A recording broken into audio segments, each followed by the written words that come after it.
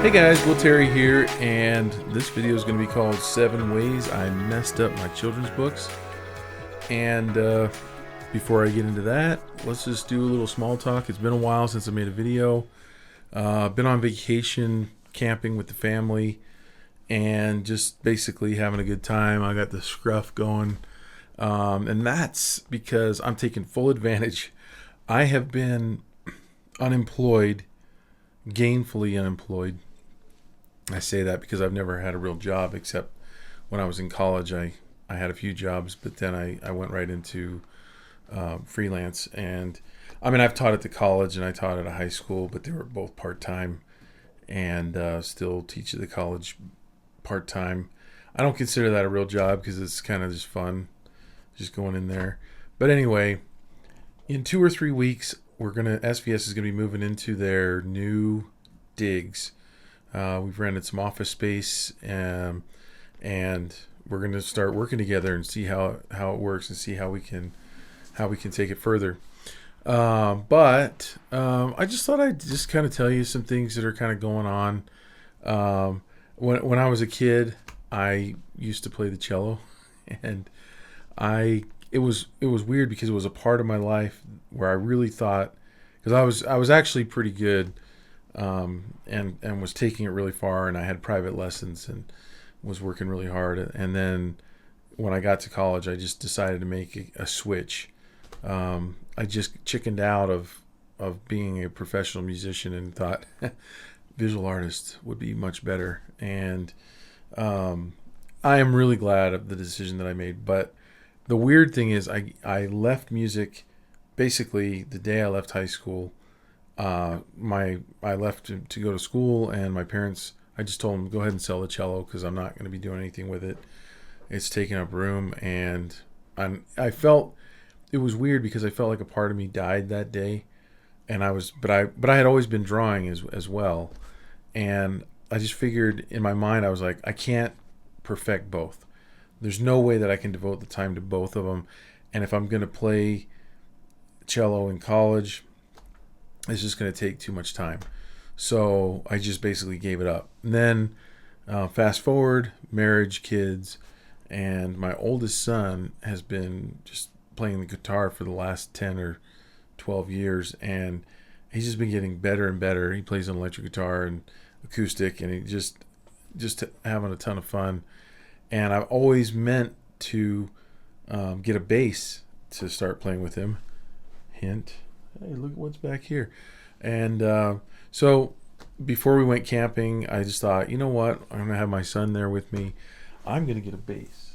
And so I've been plunking on this. And I know that I've got this video to make, but I love sharing. I love it when I watch other YouTubers, I guess, and they share a little bit of their personal life. So I've been just kind of plunking on.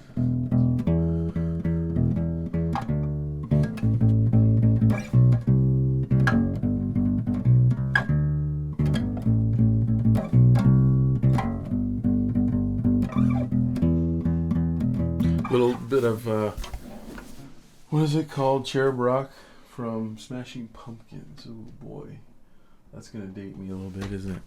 So anyway, I've been doing that, and yeah, I'm just having a good time this summer. And now it's time to get to work again. And so I thought what I would do on this video is actually show you that my newest book just came out. Let's see if I can get this in front of the camera there. Bonaparte Falls Apart.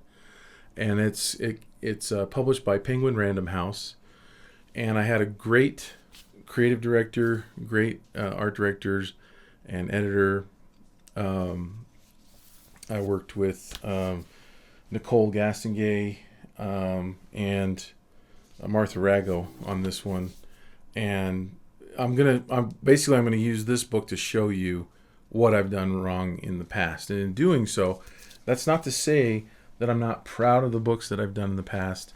It's not to say that I in any way regret what I've done in the past, because each book that you do along the way basically becomes one of your babies, right? And and each one has a special place in my heart. But that doesn't mean that you stop progressing. In fact, if an artist told you, if an illustrator told you that all their books were the same, I'd worry. I'd think, well, did you stagnate? I mean, like, they're probably, I would assume they'd be uninspired, because I think that as an artist, you have to evolve, you have to grow. And so I'm just basically going to show you in this book what I feel like I've done wrong in the past. I'm not going to point to specifics in the past, because I don't want my other publishers to feel like they didn't get my best, because at the time they got my best work. But over time, as you grow, you change and you evolve. And so we're just going to kind of dig into that. So I've basically got these 7 things that I think it might help you. If you're I know a lot of you that watch my channel are aspiring illustrators. Some of you are, a lot of you are illustrators that are already working. A lot of people that I talk to, they want to get into children's books, and that's how they found my channel. And so anyway, I'm just going to dive right in, but I'm going to change the camera up here so I can basically show it better. And so let's just dive right in. Okay, here we are. So I'm just going to show you some pictures of some friends who actually got this book. It just came out a few days ago. And that would be, I believe it was September 15th. Yeah, September 15th. And so some of my friends, this is Barry, got the book and took pictures of it. Here's a picture of Brandy, Guthrie, who got it and sent me a picture too on Facebook. Thanks you guys so much. My sister sent me this one. And this is exciting because she had she's a teacher back in Maryland, and she had a couple of her teacher friends say, "Hey, Will's book, your brother's book is at Barnes & Noble on the end cap. Perfect for story time." Woo! And look, we got Where the Wild Things Are right next to it. So this is pretty cool. It's always cool when the stores like your book enough to kind of put it in a prominent place and give it a chance. We'll see how it goes. So anyway, let's kind of dive in. So here's the book right here. And I'm going to put this list in the description at the bottom of the video. So if you want to see, you don't have to write it down. You can just copy and paste from the description. So I'll put it in there. Okay. So number 1 is the cover not reading from a distance. The cover not reading from a distance. And in the past, it's surprising that I've been guilty of this, but I always kind of thought of the cover kind of standing on its own and trying to create a piece of art that is really, really exciting, and really getting into the art. And I've always kind of, early on, I kind of felt like the title and all the typography is kind of secondary, like let's kill them with a really colorful, intriguing picture, and then they'll want to come and pick it up. Over the years, I've kind of learned that the two really need to be combined. And I think the reason for that is, people, you basically have a glance, and sometimes you don't even have that. Like if your book is in the bookstore and it's on the shelf, sometimes it's not turned out. It's facing sideways, so you only see the spine. And if someone's pulling those books out, they might just kind of pull one out, pull another one out, and you get just a glance, just a fraction of a second. So if you design an image that's complicated, and a lot of mine, like if you compare this one right here to a lot of my other books, you'll see that this one's very simple. And I think with the red and the green and the simple design of the characters, I think it's going to stand out a lot more than a lot of my other books. Now that having a book that reads from a distance isn't always necessary, because some books do well for a lot of different reasons, and I'm actually going to be doing a presentation for SVS on that coming up, on like why certain books do well, why certain books don't. all those kinds of different reasons. But in general, I think it's probably good to err on the side of your book being really legible, so that in a split second someone could actually get like an imprint of your book in their brain and actually remember it. Okay? I feel like most of the books that do well have a simple cover. It's not always the case, but a lot of times it is. And this one, I have to hand it to the designers there at Random House that really, we worked on this together. A lot of it was their idea, and I'm really grateful for that direction that I got. Okay. So that's number one. Number two is not exploiting the graphic designer's work. So one thing that I've gotten in the past is, I have really good designers working on some of my books, and this one, I mean, I love the type on this. If you don't like the type, then that's your problem. I absolutely love it on this, and one of the things that the designer did on this one is, she wanted me to kind of lay out the illustration and leave a lot of room for the text. And so that's what I did. I kind of left it there with a lot of room so that she could put the text in. But then when they sent the text back like this, I thought, okay, well, now we can put this little, we can work with this little space right here and put another little crow in there that kind of adds to it. And I think that having those work back and forth really, rather than just having, like illustration and text and having them always be separated and sometimes even fighting each other. You'll notice on here, they took the text for the dedications and kind of wrapped them there, but it's not forced. The text isn't like squozing in there. And I think if you respect the fact that the designer of your book is an artist, a graphic designer went to art school to learn graphic design, and if you can harness their abilities, I think you can both come up with a product that you'll both really be happy with. And the thing is, so many times illustrators just kind of expect the designer to just work miracles with what they give them, and it really does take a lot of good communication back and forth to be able to talk about, like, okay, where you gonna put? Do you have enough room? Do you need me to give you more room? I can move it. I can, like this right over here, or initially, this curve right here was dipping down right across Bonaparte. And the designer didn't say anything because it was light enough it could have gone behind. And I'm looking at it and I'm like, no, this is such a nice set of type. We're gonna honor that by making this curve stay away from the text so that it kind of wraps, gets that shape going around it and respects it so it doesn't cut through there. And I mean, it's the little things that really make a difference, I think, and this is one of them.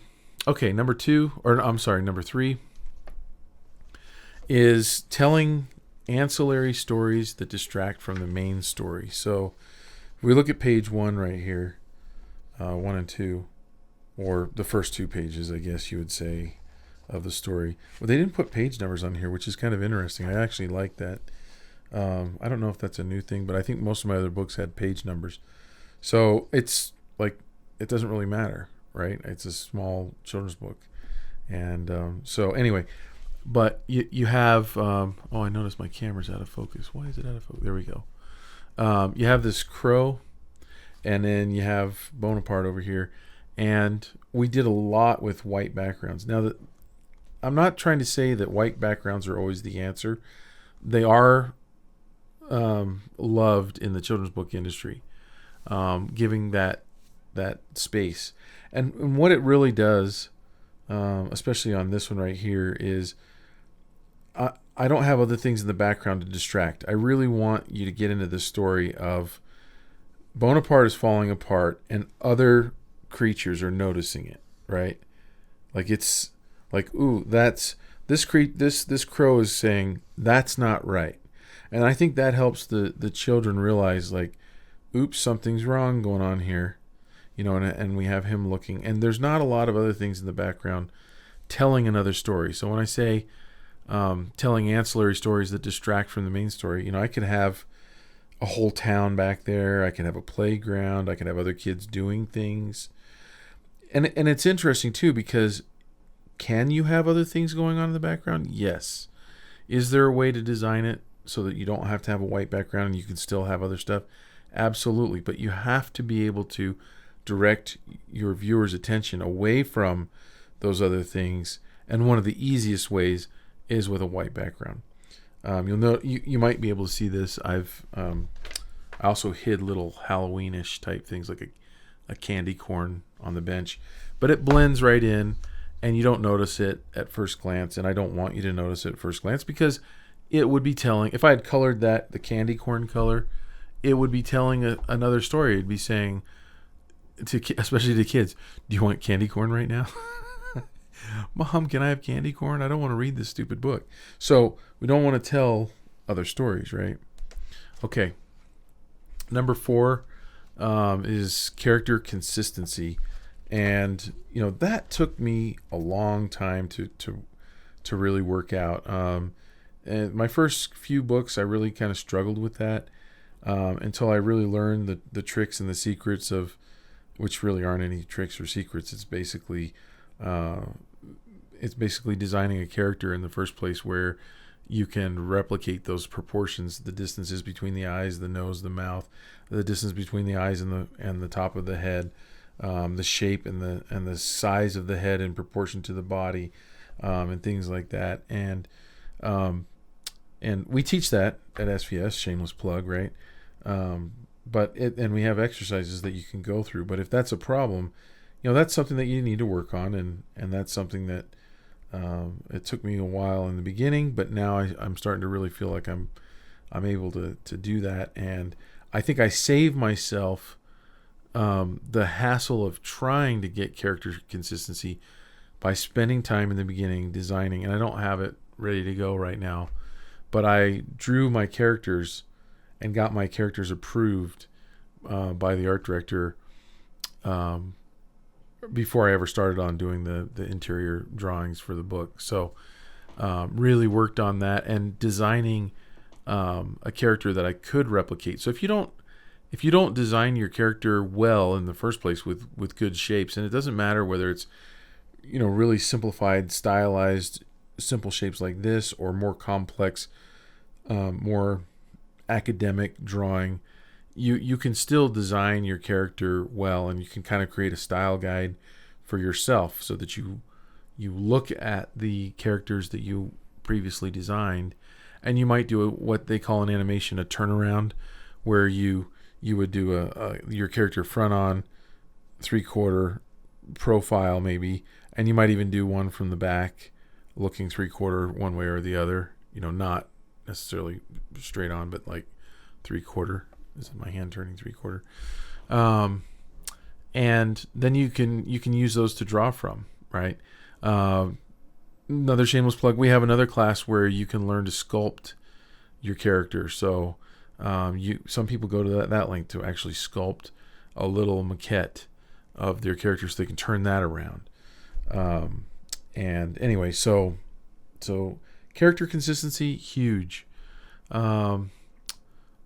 Number 5, and I just realized that I have 9 things on my list, and I never changed my 7 because I'm an idiot. So there's going to be 9 things on this list. So you'll see the title with 9, and you'll hear me saying 7. Maybe there's just 2 bonus ones. 7 things plus 2 bonus ones. The 4th one, or the 5th one, would be using arbitrary color. And so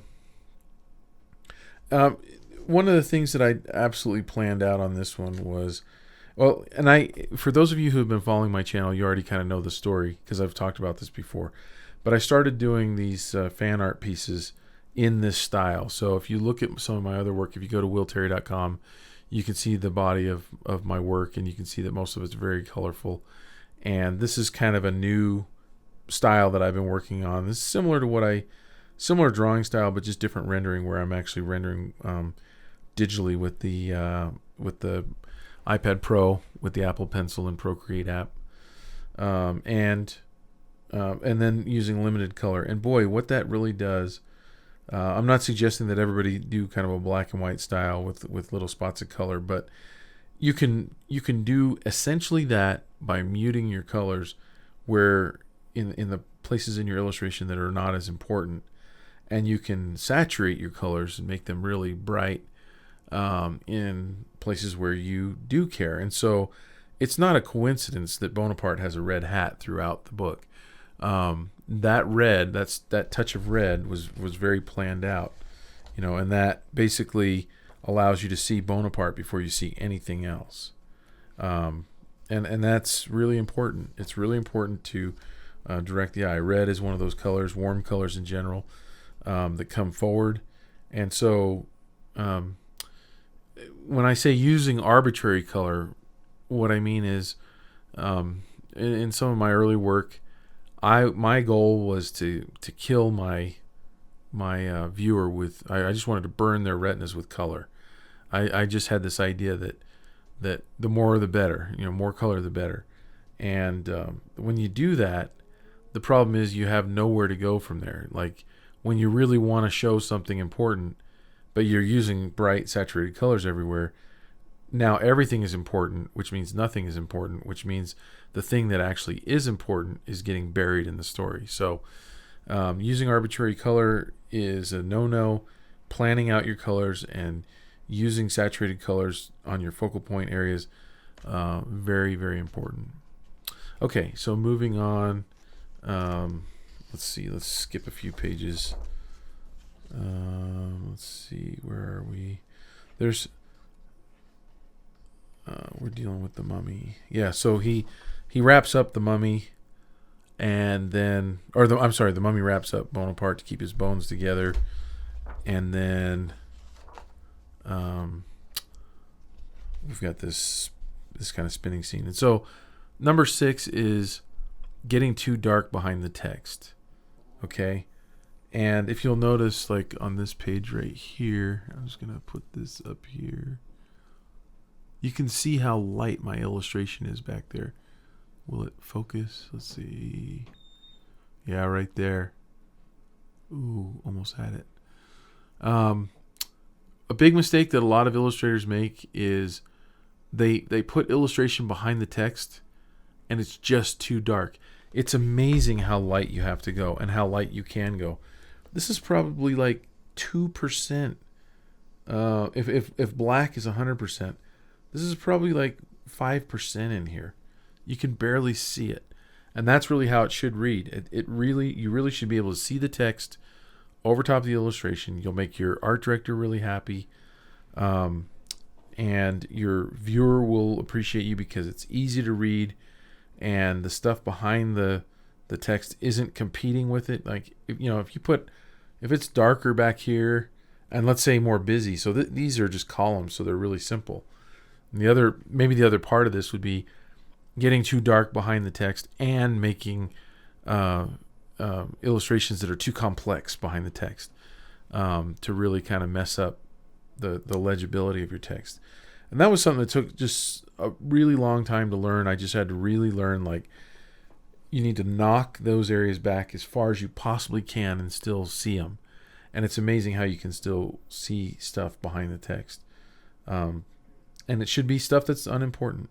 So that's number 6. Number 7 is not spending enough time on your book. And the thing about a book is it's essentially forever, right? I mean, like, it can be. So not all books stay in print. So not all books are forever.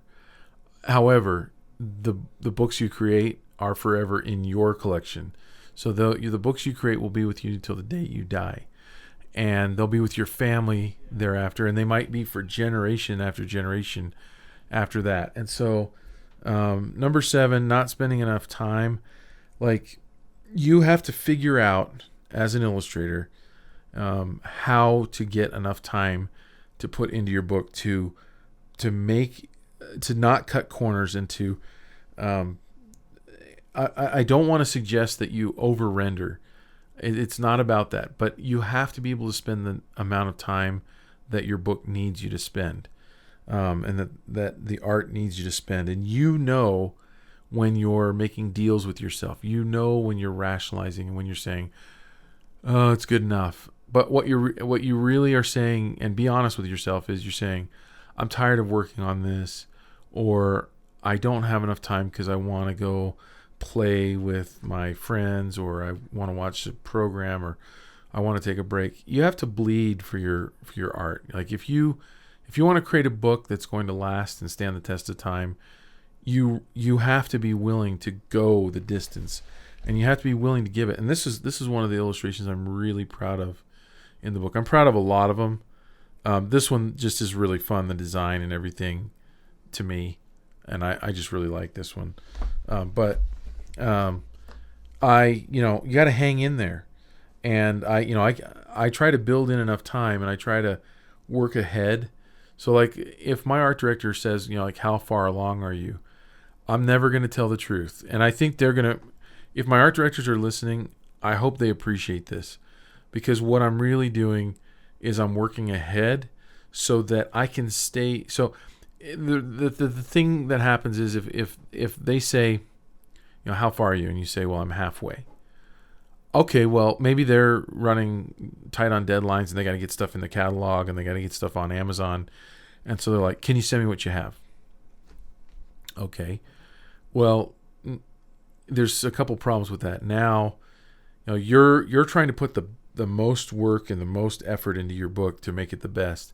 And maybe they think, well, if he's halfway done or if she's halfway done right now, then maybe we could throw some extra work on there and make more changes than we normally would have. And then they're chewing up the time that you are trying to budget so that you can spend the time that you need. And so what I'm trying to say is, what I do is I tell my art director, I'll say something like, I'm about a third of the way through. Okay. I'm on spread number 12, 13 or 11, 10, 11. And they're like, oh, okay, cool. And they're usually cool with it wherever you are, but maybe I'm already past the halfway mark at that point, or right at the halfway mark. And that way I can hold stuff back and I can spend time going back. So like on this scene right here, I came back to it a few times because I would look at it. I would at times just kind of flip through my digital files and I would go, you know what, I can polish this up a little bit more, or I can fix that. This arm doesn't quite look right, or this hand doesn't quite look right. I'm going to redraw that. I'm going to spend a little bit more time because I'm going to have to look at this for the rest of my life. This is a life sentence, these books. Okay?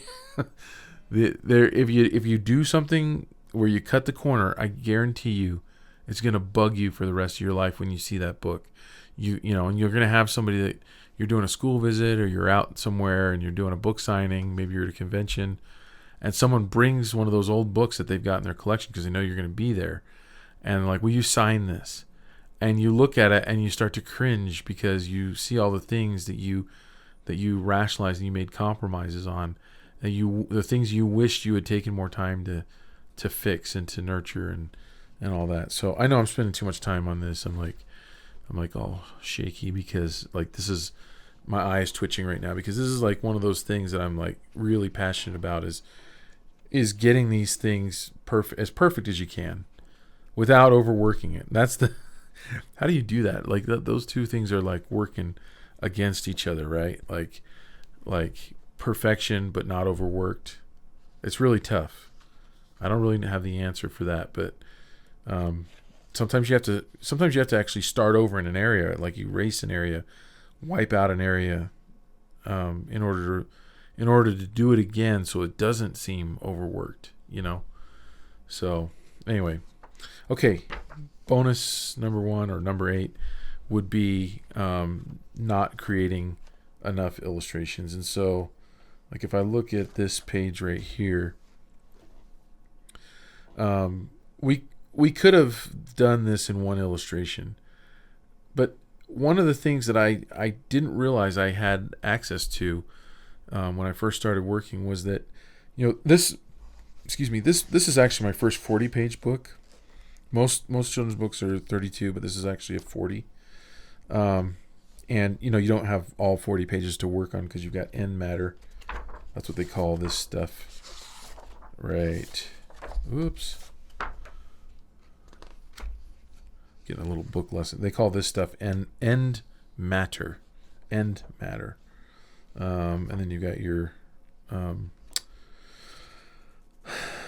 drawing a blank. These pages, gosh, my brain is not working. Decorative pages. They're called, there's a name for them. Someone will put it in the comments.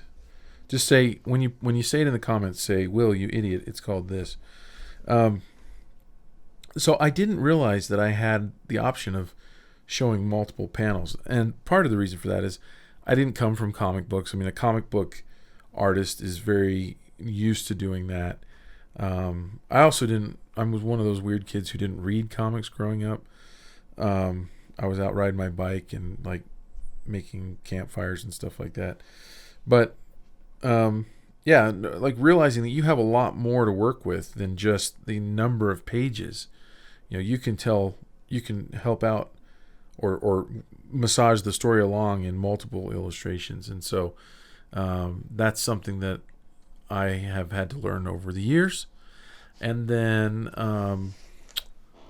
number 9 will be the last one, is valuing the whole team. Okay. And I know that like some illustrators will look at, by the way, I can't remember if I talked about this before. I know I talked about this on Facebook.